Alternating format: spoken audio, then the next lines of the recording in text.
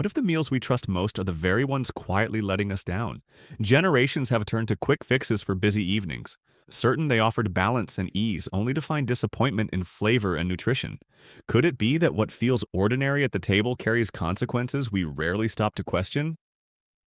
We begin with a symbol of abundance that promised more than it delivered, often leaving plates heavy and wallets lighter: the buffet plate. In American dining, few experiences carried the same sense of spectacle as the buffet. Long tables stretched with trays of food, steam rising from silver pans, and a promise that you could eat as much as you wished for one price.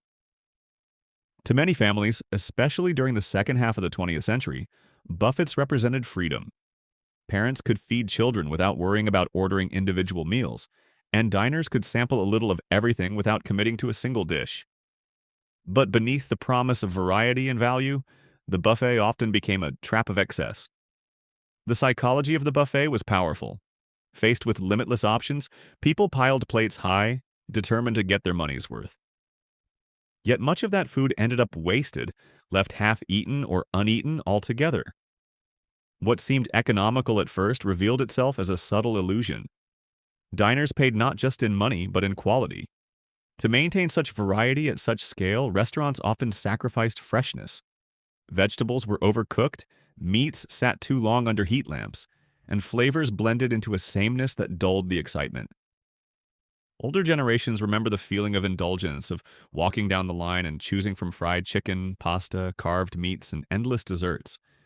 But they also remember the disappointment when food that looked so appealing on display tasted bland or tired. For children, the ice cream machine and dessert bar held magic. For adults, the check often brought regret, the realization that the meal had cost more than it was truly worth. Buffets thrived on a particular kind of cultural optimism. They told diners that more was always better, that abundance itself was a form of generosity. Yet in practice, the abundance often became overwhelming. Plates stacked with food created guilt when they could not be finished, and overeating left people uncomfortable. What was sold as value ended up as waste, both for the diner and the restaurant. The cost extended beyond the table. Buffets required enormous quantities of food, much of which was discarded at the end of the day. This waste carried hidden costs in labor, storage, and resources. For diners paying a flat rate, these costs were invisible, yet they quietly raised the price of entry. What seemed cheap in the moment was, in fact, a carefully calculated business model that relied on volume and compromise. For many, the buffet became synonymous with special occasions: birthdays, family outings, or after-church gatherings. But even these memories carried mixed feelings. The celebration of abundance often ended with bloated stomachs and lingering dissatisfaction. Families began to question whether the promise of variety truly justified the expense. In time, as dining habits shifted, buffets declined. Health concerns, changing tastes, and economic pressures revealed the flaws in the model. The buffet plate, once a symbol of plenty, remains a cautionary tale. It showed how easily the lure of unlimited choice can mask the reality of lower quality and higher costs. Families walked in seeking value, but too often left with a different lesson: that not all abundance is worth paying for. The buffet gave Americans a sense of indulgence, but it also left them questioning what true value in dining really means. From here, we move to a tradition that carried as much meaning as the food itself, when dining out became a marker of family ritual and cost: the family dinner out. For many American households, the weekly or monthly dinner out was less about what was on the menu and more about the occasion itself. Families dressed a little nicer, children behaved with extra care, and the act of being served carried a sense of luxury. For working parents, this was a chance to take a break from cooking. For children, it was an adventure, a chance to eat something they could not find at home. Yet behind the joy of the outing, the family dinner out often carried a quiet burden: the expense. Families saved for these meals, choosing carefully when and where to go. A steakhouse, a local diner, or a chain restaurant. Each carried its own expectations. The price of a meal for 4 or 5 quickly added up. Even a modest restaurant bill could rival a week's worth of groceries. The pleasure of dining out was balanced against the reality of tightening budgets. The meaning of the meal was not just in the food, but in the memory. Parents recall looking across the table at children enjoying sundaes or laughing over shared appetizers. These were moments of bonding, of creating rituals that defined family life. Yet they also remember scanning the menu, calculating which dishes would stretch the budget and which were out of reach.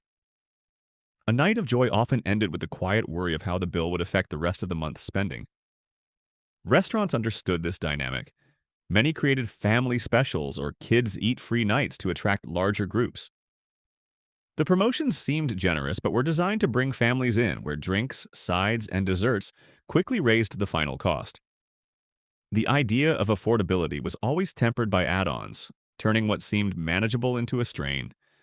The cultural weight of the family dinner out cannot be underestimated. In the mid-20th century, it represented progress. A family that could afford to dine out regularly was seen as successful, part of the growing middle class. But as prices rose, this symbol of comfort became harder to maintain. What was once a cherished tradition became, for some, a luxury too costly to continue. Older generations still recall the excitement of these meals, the anticipation of Saturday night dinners, the small thrill of ordering a soda instead of water, the joy of dessert at a restaurant table. But they also recall the lesson that came with the check, that luxury, even in the form of a shared meal, carried a price. The family dinner out holds a special place in memory, but it also raises important questions. How much of what we value in dining comes from the food itself, and how much comes from the meaning we attach to the occasion? Families paid not only for plates of food, but for experiences, memories, and a sense of belonging. And often the cost of those moments lingered long after the plates had been cleared. Another example worth considering is the rise of menus that celebrated indulgence but quietly charged a premium for the familiar. The upscale casual chain. In the final decades of the 20th century, a new kind of restaurant emerged in America. These were not fast food counters, but they were not fine dining establishments either. They called themselves casual, inviting diners to come as they were, yet the decor suggested something just a little more refined. Dim lighting, polished wood, and extensive menus gave the impression of luxury without the formality. For families and young professionals, these restaurants seemed to offer the best of both worlds, comfort and style at a price they could justify. The appeal was strong, plates arrived sizzling, portions were generous, and desserts towered high. Advertisements promised quality dining without the fuss. Yet behind the marketing, many of these meals were strikingly ordinary. Burgers, pasta, and chicken dishes dominated the menus. What set them apart was not the food itself, but the presentation and the price.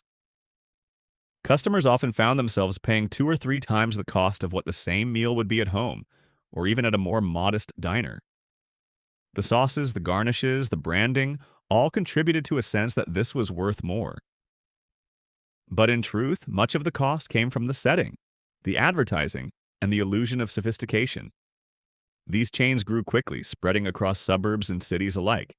They became the go-to choice for celebrations, date nights, or after-work gatherings. Yet many diners left with a nagging feeling that the experience did not quite match the price. The steak that promised perfection was just adequate. The pasta that seemed decadent was heavy with sauce but light on flavor. The dessert was photogenic but cloyingly sweet. Still, the upscale casual chain filled an important niche. It gave diners a sense of occasion without requiring formal dress or high prices of fine dining. Families could feel they were treating themselves, even if the food was not extraordinary. The restaurants thrived on atmosphere as much as taste, creating a culture where eating out was less about the meal and more about the experience of being somewhere that felt elevated. The rise of these chains also reflected larger shifts in American life. As suburban development spread, these restaurants became anchors of shopping centers and malls. They fit the rhythm of a growing middle class, eager for comfort and consistency. Yet as time went on, many people began to see through the illusion. What was billed as upscale often turned out to be overpriced, the quality not matching the cost. Diners came to realize that what they were truly buying was not the food, but the feeling, the sense of being part of something just a little better than the everyday. And while that feeling carried its own value, it also came at a cost that families could not always justify. The upscale casual chain remains a reminder of how presentation and perception can transform the ordinary into the expensive and how easily value can be stretched when atmosphere becomes part of the bill. We then turned to a setting that seemed wholesome on the surface, yet often blurred the line between health and hidden expense. The sit-down salad bar. For many diners, the salad bar seemed like a gift. A long counter of lettuce, dressings, croutons, and vegetables invited people to serve themselves, building a plate that looked healthier than most restaurant meals. It was marketed as choice, as freedom, as a way to eat well without paying the cost of steak or seafood. Parents encouraged children to try vegetables. Adults saw it as balance against heavier entrees. Yet behind the appeal lay a quiet contradiction. Salad bars were rarely cheap. The price of entry often matched that of a full meal, even though the ingredients were among the least costly for restaurants to provide. Iceberg lettuce, canned chickpeas, shredded cheese, and dressing in bulk, none of it carried the expense of fresh fish or prime cuts of beef. The value lay not in quality but in perception. Diners believed they were paying for health, for variety, for the ability to customize their plates. Restaurants knew this and charged accordingly. The hidden costs appeared in other ways. Dressings were often high in fat and sodium, transforming a plate of vegetables into something as heavy as a burger. Toppings like bacon bits, cheese, and fried noodles encouraged excess. What looked like a healthy choice could quietly become one of the most caloric options on the table. And still, people believed they were doing something good for their bodies. There was also the issue of waste. Diners took more than they could finish, filling plates to justify the price. Much of it ended up in the trash. The economics mirrored those of the buffet. What appeared generous often became a cycle of overconsumption and waste. Restaurants benefited, while customers left with lighter wallets and sometimes heavier stomachs. Older generations remember the novelty of the salad bar.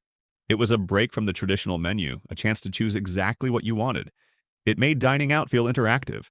But many also recall the disappointment of wilted lettuce, vegetables that had sat too long in chilled trays, or dressings that overwhelmed any natural flavor.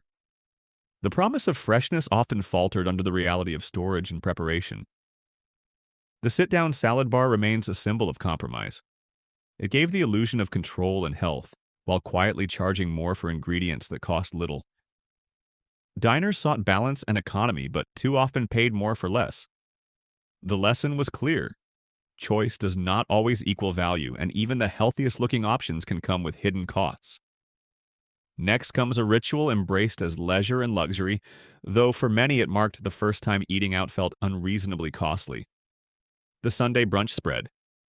Brunch promised more than just a meal. It was a social occasion, a cultural event that blended breakfast with lunch, leisure with indulgence. Families and friends gathered on Sunday mornings to enjoy omelets, waffles, pastries, and carved meats. Champagne or orange juice flowed, and the buffet tables glistened with choices. For many, it became a tradition, a way to celebrate weekends in style. But brunch was never simply about food. It was about atmosphere, about being seen, about participating in a ritual of comfort. Restaurants leaned into this, crafting elaborate spreads that looked elegant and luxurious. Prices followed suit. What began as a mid-morning meal often ended up costing as much as dinner. Diners, lulled by the festive spirit, accepted the expense as part of the ritual. The cultural rise of brunch coincided with changing lifestyles. As urban centers grew and work schedules shifted, Sunday mornings became a time to gather without the formality of dinner. Brunch fit perfectly into this rhythm, but the financial cost remained significant. For families, the bill for a single brunch could equal several days of groceries. For individuals, it meant paying more for eggs, pancakes, or fruit than they ever would at home. The illusion of value was powerful. Unlimited mimosas or all-you-can-eat pastries created the sense of abundance. Yet many left feeling heavy, not just from the food, but from the knowledge of the expense. What was sold as affordable luxury often bordered on extravagance. Older diners remember the excitement of brunch in its heyday, when it felt like a symbol of prosperity and celebration. But they also remember the quiet doubts that followed. Was it truly worth the price? Was the social ritual masking a simple truth, that basic foods had been marked up beyond reason? The Sunday brunch spread lives on as both celebration and warning. It showed how easily joy and indulgence could be transformed into routine expense. The lesson remains that even the simplest foods, when wrapped in ritual and atmosphere, can become unreasonably costly. In a slightly different light, we reflect on a place where white tablecloths and thick cuts of beef became both celebration and strain. The steakhouse dinner. Few dining experiences carry the same weight, literal and symbolic, as the steakhouse. For generations, a steak dinner represented success. A thick cut of beef on a pristine plate, accompanied by baked potatoes, creamed spinach, or a glass of red wine. This was the meal people chose to mark milestones: birthdays, promotions, anniversaries. The steakhouse was not just about food, it was about achievement. But achievement came at a price. Steakhouses charged heavily for the experience, transforming a single piece of meat into a luxury item. The costs extended beyond the steak itself. Side dishes were extra, drinks even more, and desserts often reached startling prices. By the end of the night, a dinner for two could rival a month's worth of groceries. Diners paid not just for food, but for the ritual of fine dining. The cultural meaning was profound. In mid-20th century America, when beef was abundant, the steakhouse stood as a marker of class and prosperity. Eating steak at home was one thing. Eating it under soft lights with crisp service was another. Families who could afford it felt they had reached a certain status. Yet the gap between promise and reality was often wide. Many diners discovered that the expensive steak tasted little better than what could be prepared at home. Others noted that the atmosphere, the decor, the attentive waiters, justified the price more than the food itself. The steakhouse became less about nourishment and more about performance, a stage where diners played the role of success. The economics were clear. Restaurants marked up not just the steak, but every item around it. The baked potato that cost pennies became a side dish worth several dollars. The bottle of wine carried a markup that dwarfed its retail price. Diners knew this but accepted it because the steakhouse was not about frugality.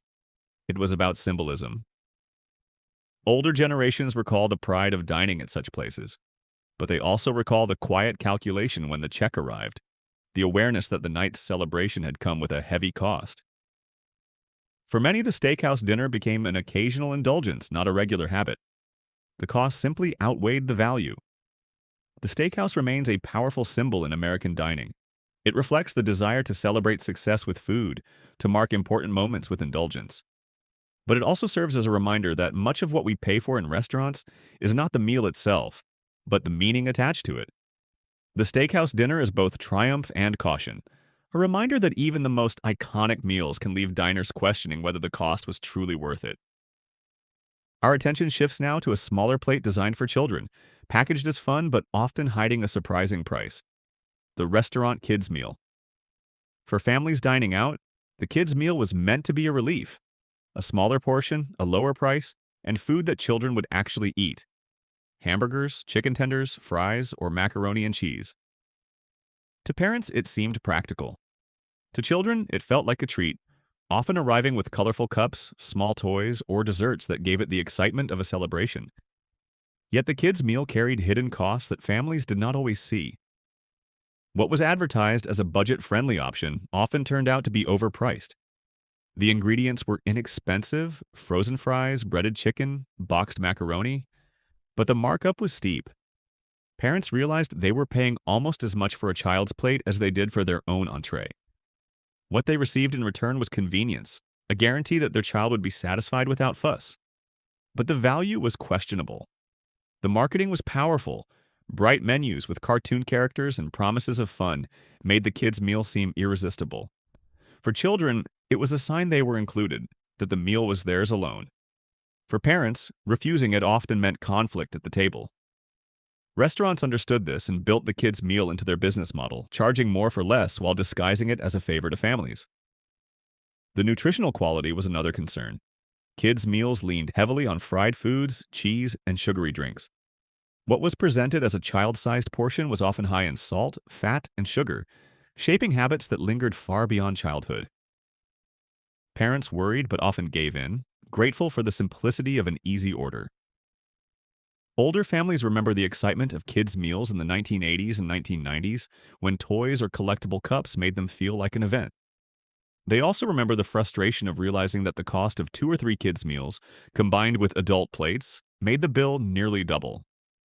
The illusion of savings became clear only when the check arrived. The restaurant kids' meal remains a symbol of clever marketing. It offered convenience and joy, but it often came at a cost far higher than families realized. What seemed like a small indulgence quietly reshaped the economics of dining out, teaching families that even the smallest plates could carry the heaviest markups. Moving further into everyday choices, we find the convenience that lived in nearly every household drawer, saving time but steadily draining budgets: the delivery menu drawer. For decades, the drawer filled with menus from local restaurants was a fixture in American homes. Chinese takeout, pizza, submarine sandwiches, each flyer promised quick meals delivered to the door. On busy nights when cooking felt impossible, families turned to this drawer as their solution. It was convenience made visible, stacked in paper and ink. Yet every order carried a hidden cost. Delivery meals were rarely cheap. The price of the food itself was higher than groceries, and delivery fees, tips, and service charges added even more. What began as an occasional indulgence often became a habit, one that quietly drained household budgets over time. Families realized too late that the money spent on delivery in a month could have stocked a pantry for weeks. The convenience, however, was undeniable. Parents working long hours found relief in a phone call that brought hot food to the doorstep. Children grew up with the joy of opening cardboard pizza boxes or unpacking cartons of lo mein. The delivery meal became part of family culture, associated with movie nights, celebrations, or the simple relief of not having to cook. But the economics were clear. Restaurants priced delivery items higher, knowing customers would pay for the comfort of convenience. Portion sizes encouraged overeating, and leftovers often went uneaten. The food itself was not always exceptional, but the experience of delivery, the ease, the ritual, the comfort, made it feel worth the price.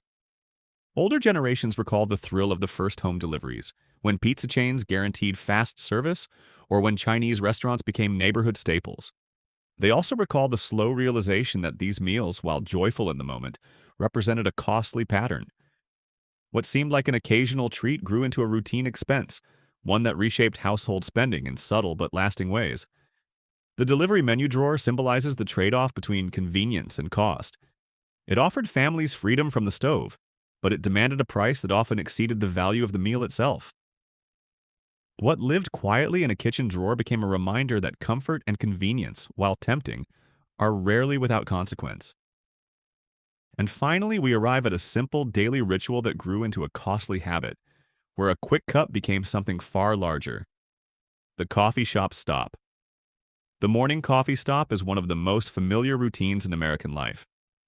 For many, it begins as a small indulgence: a latte, a cappuccino, or a flavored brew picked up on the way to work. The price seems modest at first glance, just a few dollars each day. But over weeks and months, the cost builds into something significant. What feels like a minor treat quickly adds up to hundreds, even thousands of dollars each year. The coffee shop offered more than caffeine. It gave people a sense of ritual, of comfort, of starting the day with a moment just for themselves. The warm cup in hand, the aroma of roasted beans, the buzz of the cafe, all of it combined to create an experience worth paying for. Yet the truth remained: the drink in the cup was often worth far less than its price tag. Coffee itself is inexpensive. Brewing it at home costs pennies per cup. But the coffee shop built an empire on atmosphere and identity.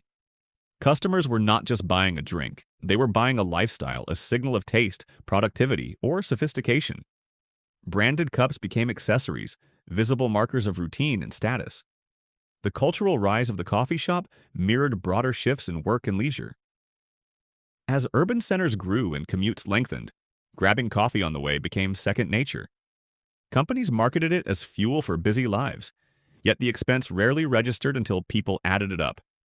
What felt like a harmless indulgence became, for many, a drain on finances. Older generations remember when coffee was something brewed at home or poured at diners for loose change. The transformation into a daily $5 ritual was startling. It reflected not just changing tastes, but changing expectations of what people were willing to pay for convenience and image. The coffee shop stop remains one of the clearest examples of how small expenses add up. It is a reminder that even the most ordinary routines can become costly when repeated daily. The simple act of buying coffee, multiplied over time, reveals how easily money slips away, not in great sums, but in steady, quiet sips. In the end, overpriced restaurant meals reveal less about the food itself and more about how easily convenience, ritual, and atmosphere can disguise real value. They remind us that what feels indulgent in the moment often leaves a quieter cost behind. If you found this reflection meaningful, it helps us a lot if you like this video and subscribe to the Hidden Menu for more stories told in this way. And remember, the truth is not always on the menu.